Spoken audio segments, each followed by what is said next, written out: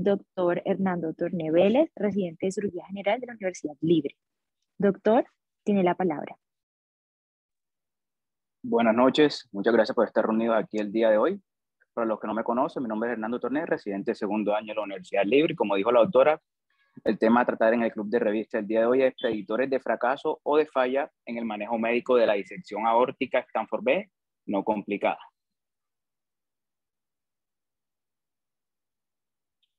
Entonces, sabemos que este fue un manuscrito que fue realizado principalmente por la División de Cirugía Cardiotorácica y la División de Cirugía Vascular y Endovascular de la Escuela de Medicina de la Universidad de Emory en Atlanta, Georgia, y que este fue publicado en los Anales de Cirugía Torácica en el año 2019. A manera de introducción, para recapitular lo que hemos hablado las últimas semanas en el módulo del grupo de interés, sabemos que la disección aórtica Stanford B es aquella que afecta la aorta descendente básicamente, y que hablamos de una disección aórtica complicada cuando esta presenta rotura aórtica, isquemia visceral, renal, medular o extremidades inferiores. ¿Cómo vemos esto en el paciente? Pues va a ser un paciente con una hipertensión arterial refractaria o persistente, a pesar de tener manejo con 3 antihipertensivos a máxima dosis, o que tenga una expansión del segmento disecado con un diámetro mayor o igual a 4.5 centímetros. Si no tiene ninguna de estas características, pues estaríamos hablando de una disección aórtica no complicada. Entonces, es sabido por nosotros que para estos pacientes con disección aórtica Stanford B no complicada, una terapia médica óptima trae buenos resultados a corto plazo. Sin embargo, está asociada a una mayor incidencia de fracaso. Es por ello que el objetivo principal de este estudio fue identificar aquellos predictores de intervenciones aórticas y mortalidad en los pacientes con disección aórtica Stanford tipo B no complicada que fueron sometidos o manejados con un manejo no operatorio.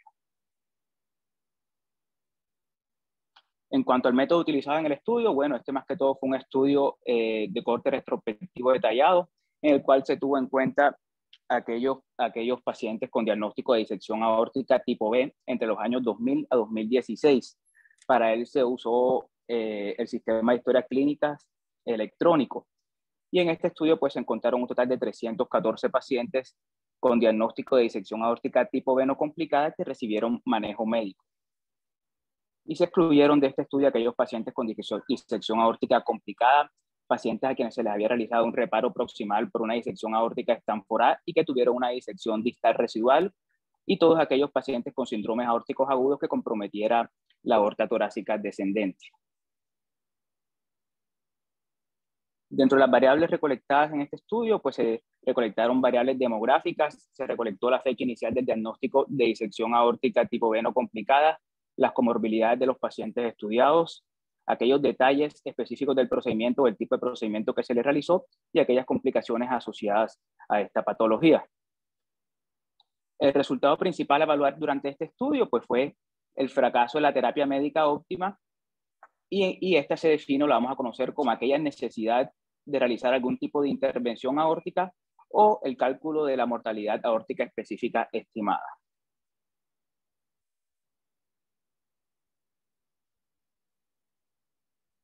En cuanto al manejo quirúrgico o la terapia endovascular, pues existen unas indicaciones claras para este. Las principales son que el paciente presente un crecimiento aórtico con un tamaño máximo de aneurisma de 5.5 centímetros, que tenga un crecimiento aórtico rápido, es decir, mayor o igual a 5 milímetros al año, que presente una ruptura, que presente una malperfusión o que sea un paciente con un dolor intratable a pesar de un adecuado control de la presión arterial. En cuanto a la decisión de brindar al paciente si un manejo quirúrgico abierto o una terapia endovascular, pues básicamente va a depender del cirujano y va a estar basado en la indicación quirúrgica, en el tiempo desde que el paciente presentó los síntomas iniciales y de factores anatómicos. Alejandro, ¿te puedes devolver la diapositiva, por favor? En cuanto al análisis imagenológico, pues todos los pacientes del estudio fueron llevados a... No, la anterior, por favor, gracias. Todos los pacientes del estudio fueron llevados a TAC contrastado o angioresonancia al momento de la presentación. Fueron un total de 314. De estos 314, 264, es decir, el 84% de los pacientes tenían uno o más estudios imagenológicos al momento de la presentación para el análisis tanto del diámetro aórtico como el estatus del lumen falso o para evaluar la perfusión vascular visceral de estos pacientes.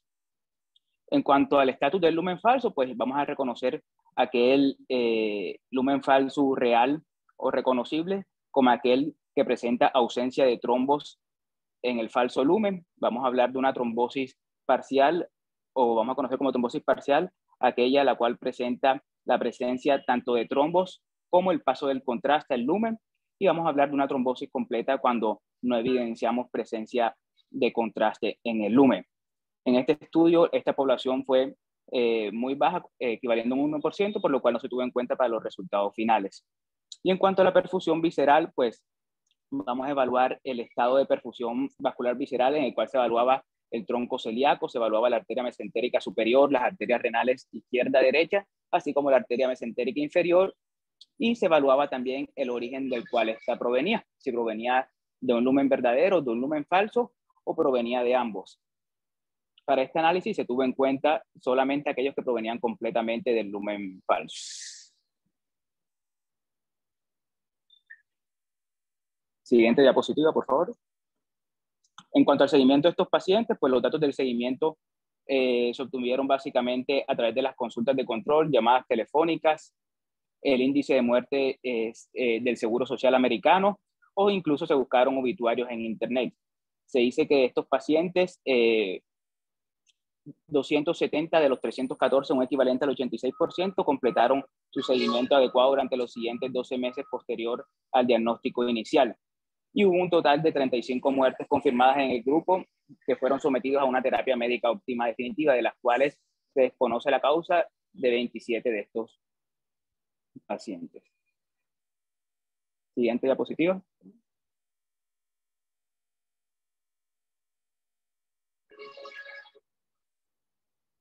En cuanto a los resultados de las variables demográficas, pues en la tabla se puede ver la lista de las variables demográficas que fueron tenidas en cuenta en estos pacientes. Básicamente, la edad media de los pacientes fue de 58 años de edad, el 67% de los pacientes correspondían o eran de sexo masculino, y se evidenció una alta incidencia de hipertensión arterial entre estos pacientes, mayor al 90%.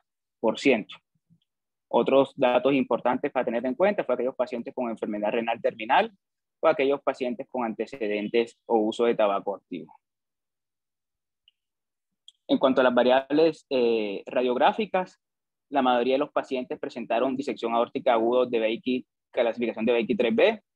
Se dice que 254 de los 314 pacientes, es decir, el 81%, tenían disección aórtica tipo B no complicada y tenían un estudio contrastado para el análisis. De estos 254 pacientes, pues el 59.4%, que equivalía a 151 pacientes, tenían un lumen falso patentado o evidente en el estudio imagenológico. De estos pacientes, 101, es decir, el 39.8%, pues presentaban una trombosis parcial del lumen falso, y solamente 2 pacientes, un equivalente al 0.8%, presentaban una trombosis completa del lumen falso. Y se evidenció en 43.1% de los pacientes que solo iba a haber un vaso visceral originado del lumen falso.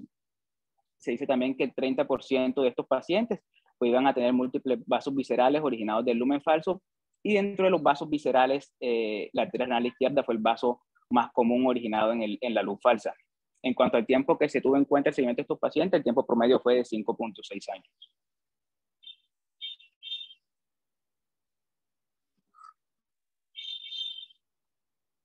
En cuanto a los resultados primarios y generales, pues la mortalidad en estos pacientes con disección aórtica Stanford B no complicada, se dice que la mortalidad intrahospitalaria fue de 5.1%, mientras que la mortalidad global o general fue de 26.8%. Y en cuanto al fracaso a la terapia médica óptima, pues se dice que 141 pacientes de los 314, que equivale al 44.9%, 46%, mostraron un aumento aórtico significativo que requirió de intervenciones.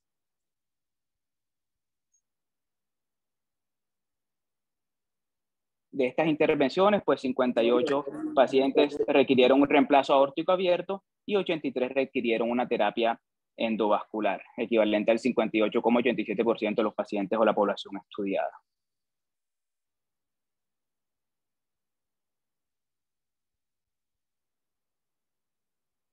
Alejandro, la diapositiva anterior, por favor. En cuanto a la mortalidad en aquellos pacientes que fueron sometidos a terapia médica óptima definitiva, pues de los 173 pacientes sometidos a terapia médica definitiva, los 314 total con disección aórtica Stanford B no complicada, 35 de estos fallecieron, es decir, equivalente al 20,2% de los pacientes del estudio, y de los 35 fallecidos, como les había comentado, 27 fueron por causas desconocidas, casi el 77%, por causas aórticas, 4 pacientes, equivalente al 11,4%, y por causas no aórticas, otro 11,4%, equivalente a 4 pacientes. En cuanto a los resultados, según el diámetro de la aorta, pues el diámetro de la aórtica torácica descendente fue significativamente mayor en aquellos pacientes con fracaso de la terapia médica óptima, con un promedio de hasta 5 centímetros de diámetro en comparación con aquellos pacientes que sobrevivieron a la terapia médica óptima definitiva, con un diámetro promedio de 4,2 centímetros. Aquellos pacientes en los cuales fracasó esta terapia, pues, y requirieron intervenciones, el diámetro máximo de la aorta llegó a aumentar desde 4,8 hasta 5,7 centímetros previo a la intervención quirúrgica o la intervención endovascular. En cuanto a los predictores de fracaso de la terapia médica óptima, pues se realizó un estudio univariable en el cual se identificaron como factores de riesgo la presencia de diabetes mellitus, la presencia de enfermedad renal en etapa terminal o en estadio terminal, el uso reciente de tabaquismo o tabaquismo activo, la presencia de los pacientes de disección aórtica aguda de BX3B superior a la 3A, pacientes con un diámetro máximo de aorta torácica descendente mayor o igual a 4,5 centímetros, o aquellos pacientes con trombosis parcial del lumen falso.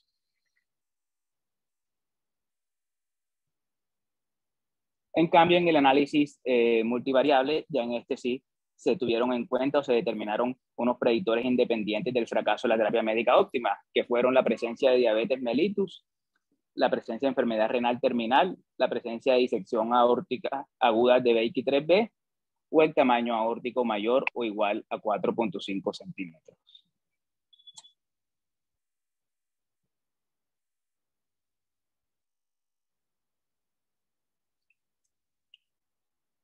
Según el tamaño aórtico inicial, pues en 263 pacientes con imágenes contrastadas disponibles para análisis, 136 de estos, es decir, un equivalente al 54%, presentaron un diámetro de aorta torácica descendente mayor o igual a 4,5 centímetros.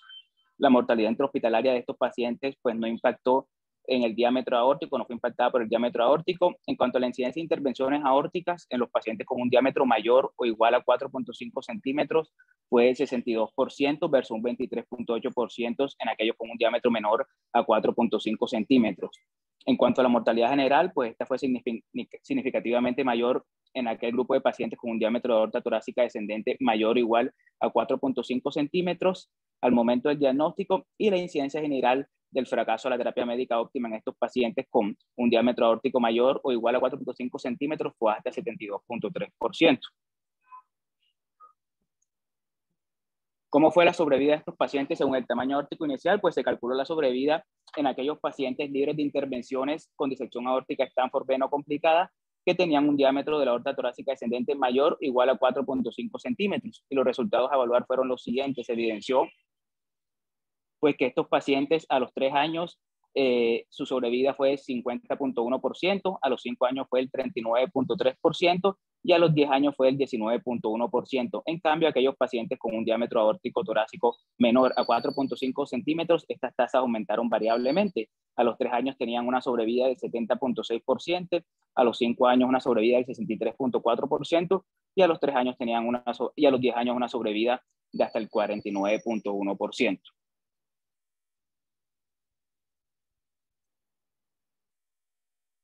En cuanto al análisis de los resultados, pues se evidenció que la mortalidad intrahospitalaria en aquellos pacientes con disección aórtica aguda Stanford B no complicada que fueron llevados a terapia médica óptima fue mucho más baja, inclusive fue hasta un 2,6 a un 6,4%. Se evidenció también que aproximadamente hasta el 40% de los pacientes requirieron intervenciones aórticas en su fase crónica. Se evidenció también que la tasa de sobrevida a los 10 años en aquellos pacientes quienes no se les realizó intervenciones fue hasta el 31%. Y se evidenció también pues, que gracias a todos estos pobres resultados evaluados, que todos estos pacientes probablemente se iban a beneficiar de un manejo endovascular entre más temprano iba a ser más beneficioso para el paciente. Inclusive en estudios previos se observó que hasta el 46% de los pacientes con disección aórtica Stanford B no complicada con fracaso de la terapia médica iban a requerir intervenciones aórticas en sus fases crónicas.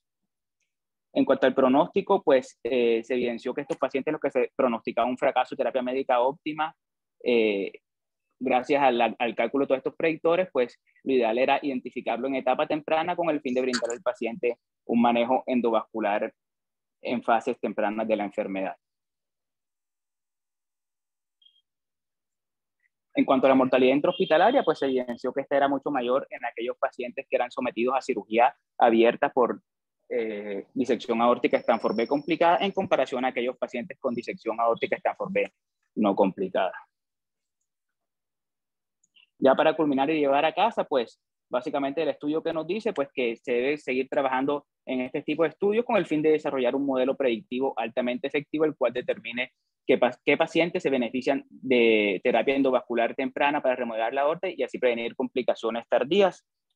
En qué pacientes al momento del diagnóstico debemos nosotros tener en cuenta o pensar que tienen un riesgo ya sea de expansión aórtica, de una mortalidad tardía o de inclusive de un fracaso a la terapia médica, pues aquellos pacientes que tengan diabetes mellitus, que tengan enfermedad renal terminal o que tengan un diámetro de aorta torácica descendente mayor o igual a 4.5 centímetros o que tengan obviamente alguna sección que comprometa ya sea la aorta torácica descendente o la aorta abdominal. ¿Qué se debe hacer con estos pacientes que nos lleguen en este grupo de riesgo? Pues básicamente deben ser pacientes que deben ser sometidos a un protocolo imagenológico y una vigilancia agresiva. A estos pacientes se les debe brindar una terapia médica óptima desde el primer momento que está en contacto con nosotros, hacemos el diagnóstico, más sin embargo hay que tener en cuenta que todos estos pacientes al tener un alto riesgo por presentar todos estos predictores deben ser llevados a una terapia endovascular asociada o además del manejo o la terapia médica. Muchas gracias, ese fue el análisis del club de revistas el día de hoy. Muchas gracias, doctor Torné. Doctor Barrera, si tiene algún comentario, en este momento recibimos todas las preguntas para hacerlas. Sí, yo los invito a que después de estas revisiones que hemos tenido, haya preguntas y haya intervenciones, porque este es un muy buen artículo para este momento después de todas las revisiones que llevamos. Esperamos las preguntas y después hago una intervención. Felicitaciones, doctor. Muy bien presentado el artículo. Muchas gracias, doctor Barrera.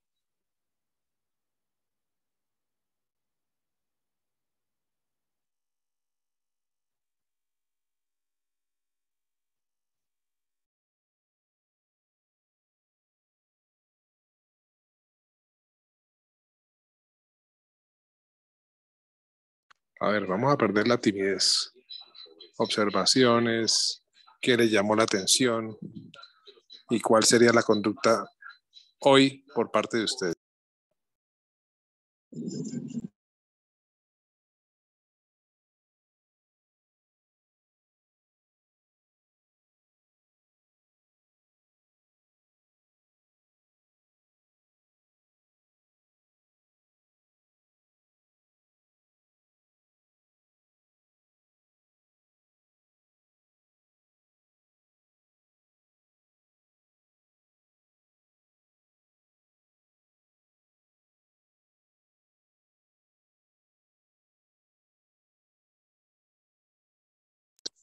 Bueno, muy tímidos. A ver, preguntas. Muchachos, la idea del Club de Revistas es que todos puedan, les quedó todo claro, no hay preguntas, no hay dudas. Los invito a la participación.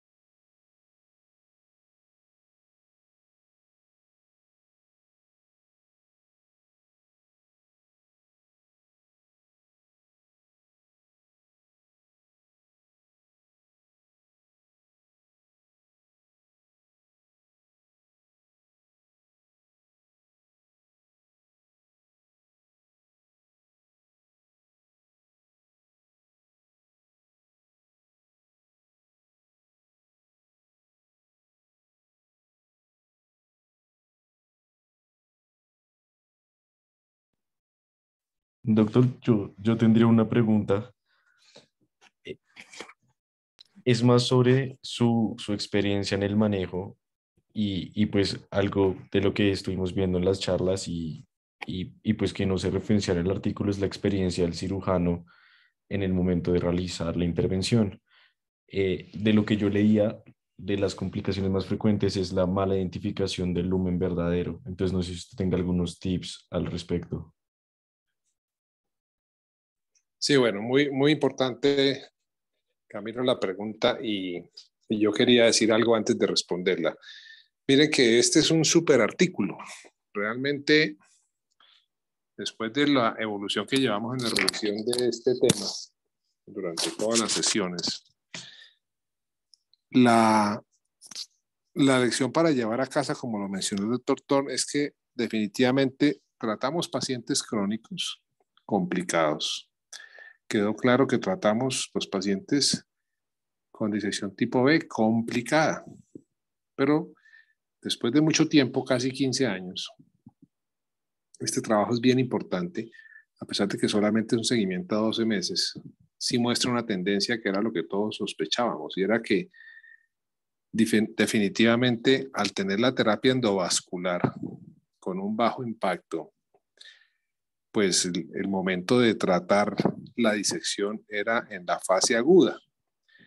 ¿Qué se vio? Pues que era mejor encontrar unos tejidos más maduros, unos tejidos un poco más organizados en la fase subaguda y definitivamente con este artículo dejar que los pacientes lleguen a la fase crónica y manejar solamente la complicación a este nivel, pues la mortalidad es casi del 40 y 50% de los pacientes.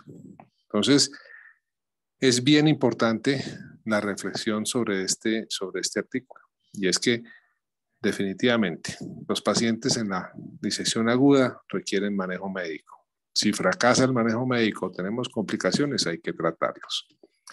El agudo que no está complicado, fíjense que tenemos que estar muy pendientes del diámetro. Ojo que esto es el diámetro para una aorta con disección, porque tenemos unos diámetros para aneurismas aórticos que es otro capítulo. ¿Okay? Entonces, 4.5 para una aorta que está disecada en la aorta torácica. ¿Qué pasa con lo que se afirma sobre el segmento tóraco-abdominal? Y eso tiene que ver con la pregunta de Camilo.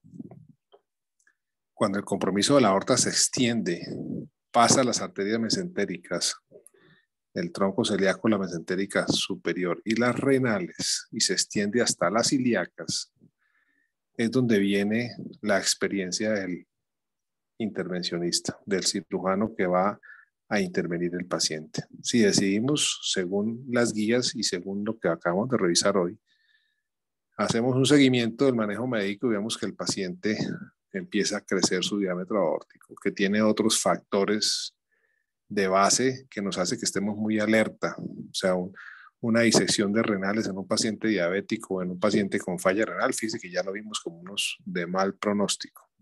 Entonces, de pronto hay un momento en el que eso todavía tiene un chance y si lo dejamos que avance, vamos a perder el paciente.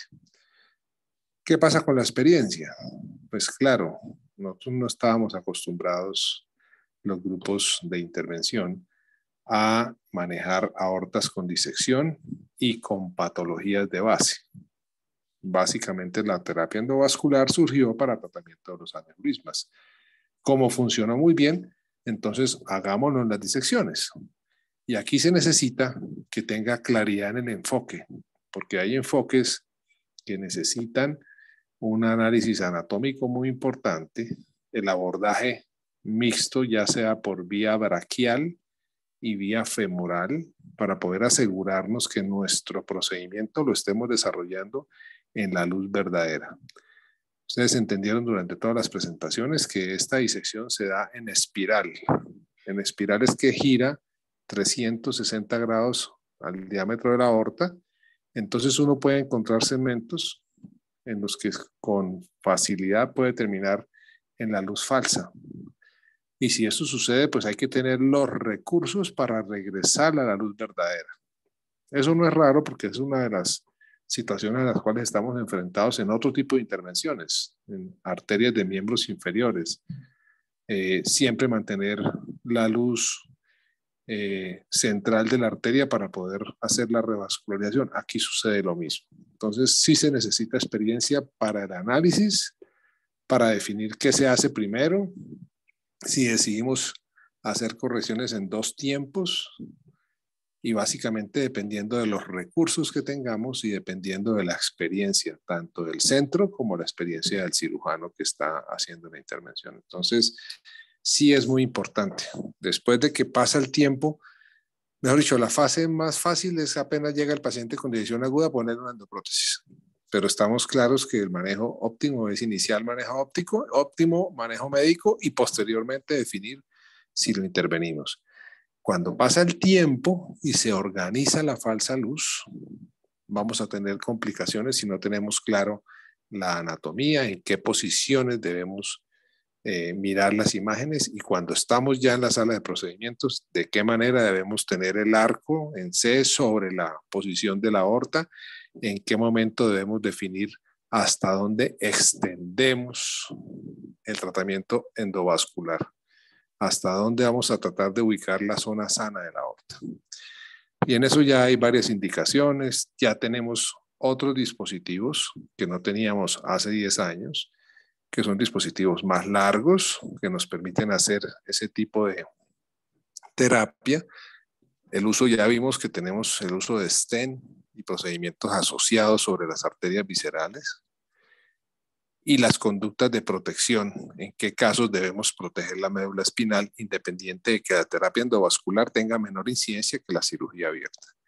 Y nunca olvidar que quien hace el análisis debe tener la opción de manejo quirúrgico abierto.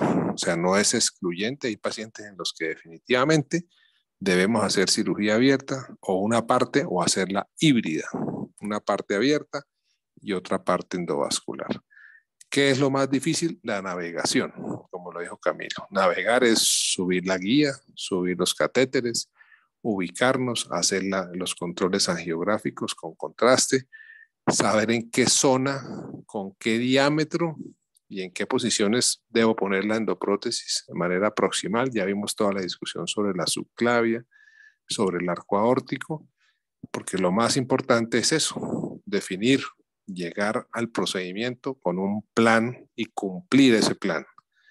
Hay muchas alternativas de sus cosas que pueden suceder intraoperatorio, pero esas opciones las tiene que tener en la cabeza el intervencionista. Pero lo más importante es tener un plan claro, con las imágenes claras, y de esta manera asegurar un buen resultado. Esa era mi respuesta. Yo los invito a que tengamos presente este artículo y claro, todo lo que hemos revisado antes, pero es muy importante porque seguramente vamos a estar más enfrentados a casos de disección aguda, no complicada, y no tanto los crónicos que seguramente llegan a centros de referencia, que llegan con dilataciones, enfermedad crónica.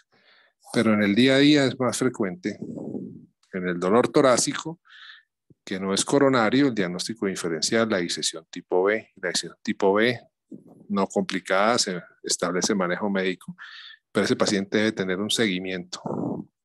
Si no se hace seguimiento, lo estamos condenando a la muerte muy temprana. Fíjese, a 12 meses, 40% de los pacientes terminan muy mal. ¿Qué pasaba cuando se intervenía muy temprano? También pasaba eso. Entonces es mejor entre la fase aguda y la fase subaguda, hasta los 3 meses tenemos una mejor organización de los tejidos y permite el tratamiento más adecuado. Doctor, tenemos una pregunta por interno, que ¿cuál es su experiencia o la indicación de prótesis fenestradas en estos pacientes? Bueno, mire que las fenestras son, digamos, el recurso disponible en los pacientes con un diámetro aórtico pequeño, con una aorta normal. Las ramas son para pacientes con dilataciones amplias aneurismáticas que permiten, digamos, una mejor posición de la prótesis. Entonces, las fenestras son un recurso. La fenestración a nivel de los ostium de las arterias viscerales o renales nos permiten solucionar a este nivel situaciones que están comprometiendo el flujo y comprometiendo la viabilidad de las arterias. Entonces sí es un buen recurso.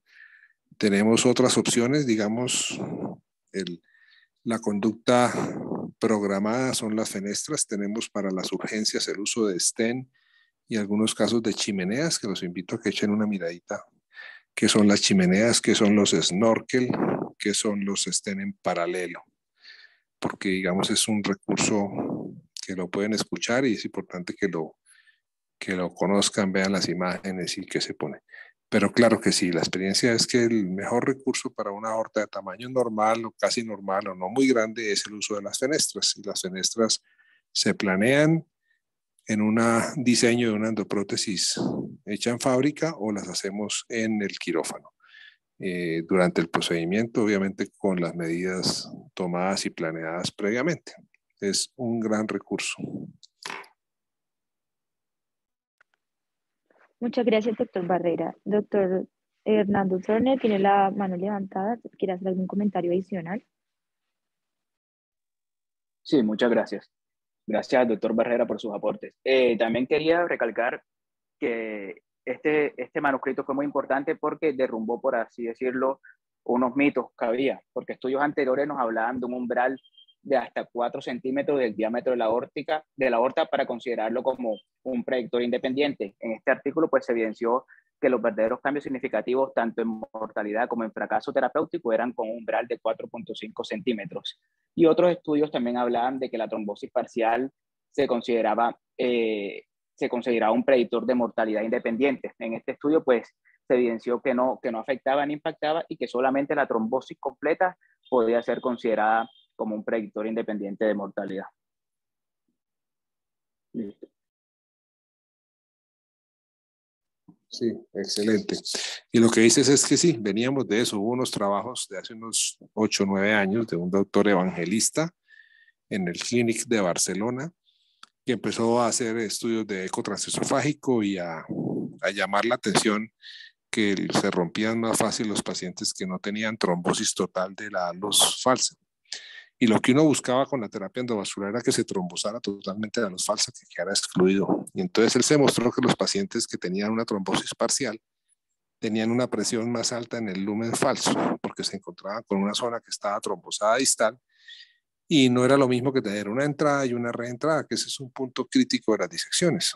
Que uno trata la entrada donde se rompió el tear, el sitio de ruptura proximal, pero a medida que se va haciendo la hélice, el flujo, pues puede tener una reentrada a la aorta torácica, a la aorta abdominal, y esa reentrada, cuando se ocluye, pues va a aumentar la presión y la presurización. Entonces, de acuerdo, este es un estudio que llamó la atención sobre que ese no era un gran factor que aumentara el riesgo de ruptura. De acuerdo, doctor. Muy buena observación.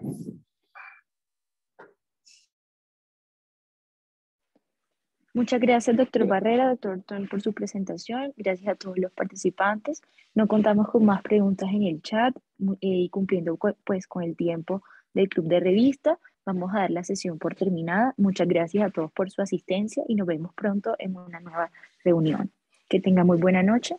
Que descansen. Gracias, María, a ti, a Camilo y a todos por asistir. Doctor, muchas gracias y quedamos entonces invitados a la próxima sesión. Muy amables. Muchas gracias por la invitación. Gracias, buenas noches.